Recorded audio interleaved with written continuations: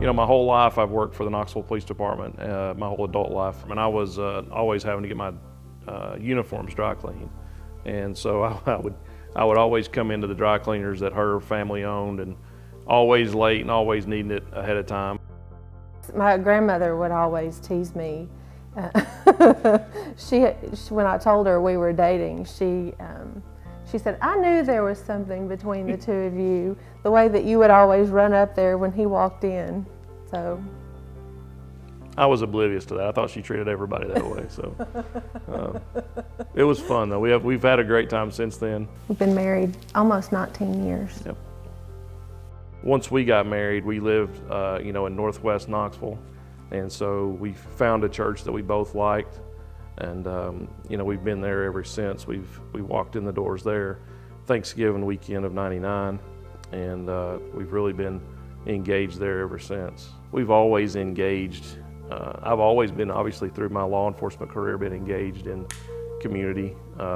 We have had, I've done a lot of things that, community outreach for the police department.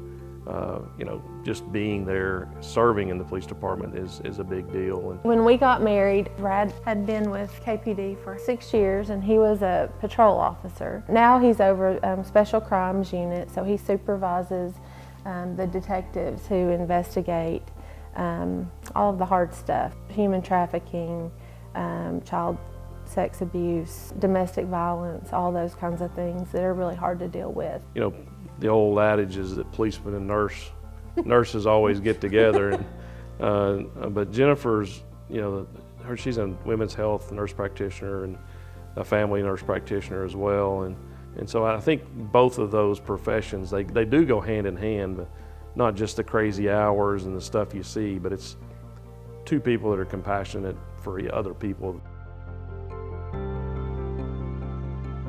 Back in 2008 when I decided to run for commission, it was to improve the image of Knox County, and I just kind of saw the potential that we have going forward to either slow down the momentum or to speed it up, and I think that slowing it down would be a big mistake. And so it was really on my mind over the last 18 months of what kind of leadership do we need to move forward, and I really felt that it was, and I sought a lot of opinions and counsel on it, and talked to Jennifer quite a bit about it. Really what we talked about when we talked about running was, what do we want Knox County to kind of look like for the next generation, and having a 9-year-old is really opened me up to, what opportunities are going to be there. And everybody says, leave things better than they were when you got there, and that's sometimes easy to say that, but are you really doing it? And so